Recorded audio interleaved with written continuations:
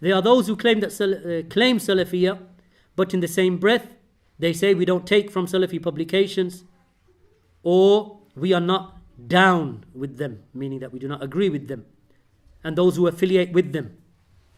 These types of statements are foolish, to be honest. Where's the tafsil? Give us a reason. You want to hate a group of people, hate them if you want to hate them. It doesn't harm us, harms you.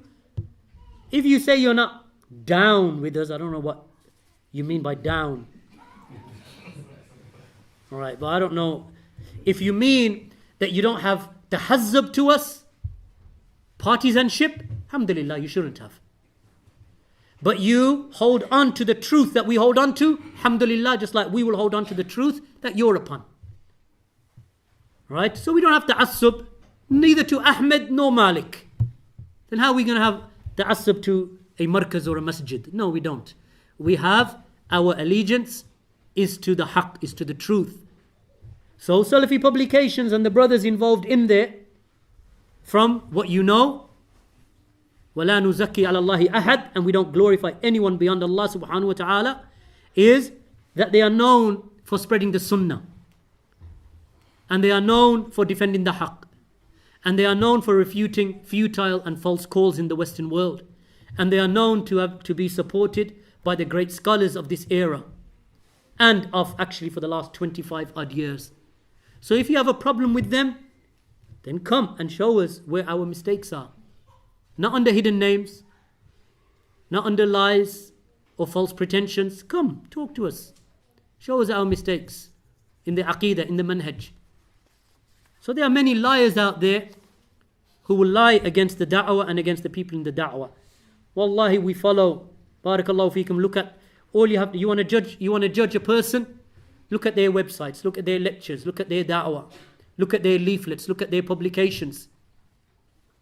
By Allah, that I don't know the brothers who are my colleagues at Maktaba Salafiyya, Salafi Publications and Masjid al-Salafi, I don't know them to be major sinners. Because it is possible for a fasiq who calls and openly commits fisk and openly commits sins, that this is a person that you don't take knowledge from, no ilm from. I accept that. But I don't know them to be upon that. I don't know them to be upon bid'ah.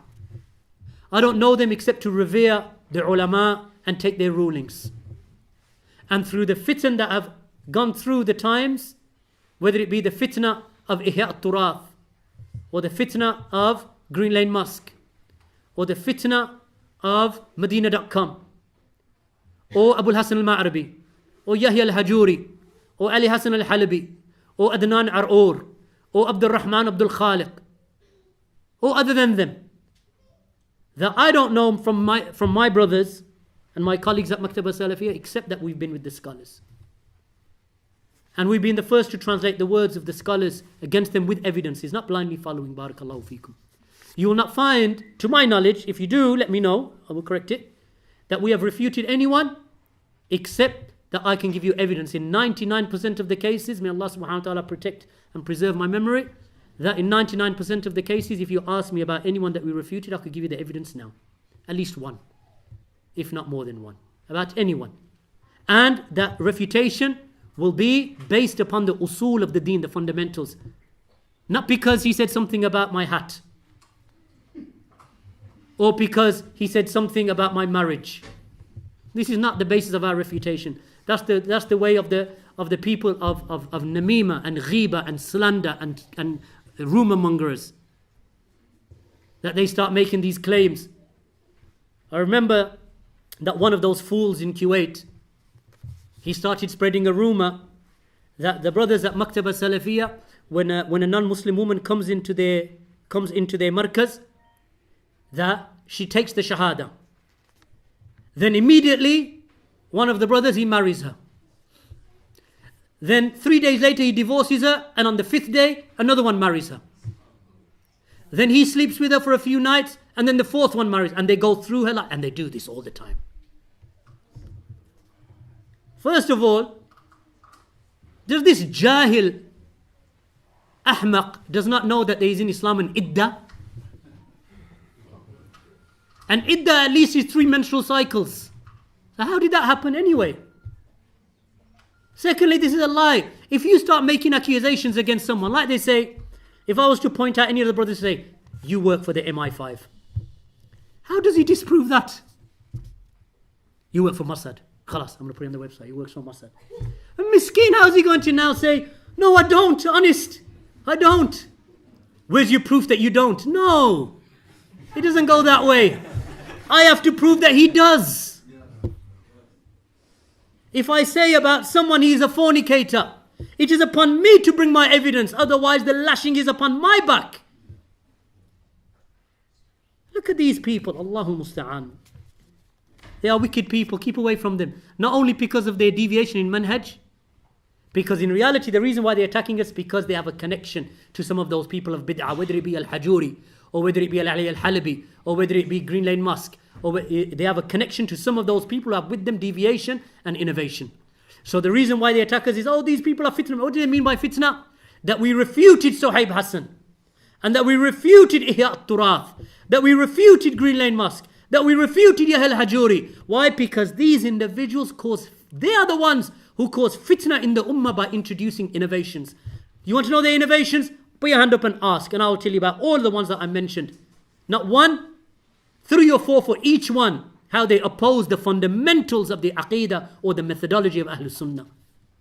I remember we went to Hajj this year. Our brother Abu Idris, Hafidhullah, we went to Hajj with him, and there were some people with him.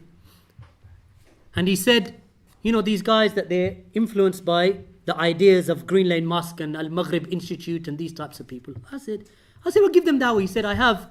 He said, do you mind if I bring them to you? And we can both talk. I said, alhamdulillah, bring them.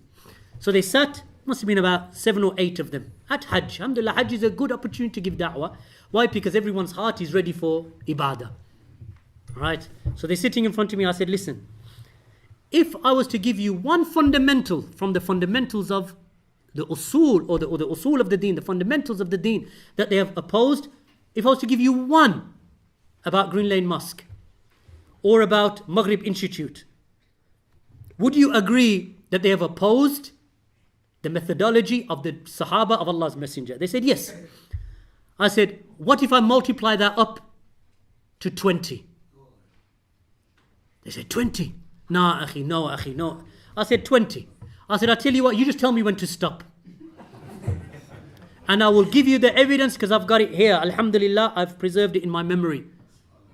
Right? You just tell me when to stop. I started at 1, they stopped me at 6. They said, brother, that's enough. We are convinced. We are convinced.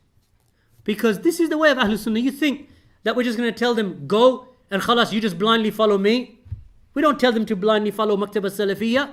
We don't even tell them to. Shaykh Rabi said, he said, tell them that even if Shaykh Rabi makes jarh, criticizes, and he's the greatest scholar in the field of jarh wa ta'adil in hadith of this era, who is alive today.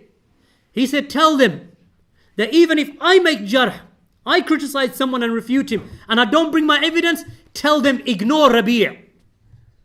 Tell them ignore. I'm telling you, tell them to ignore me. And don't pay any attention.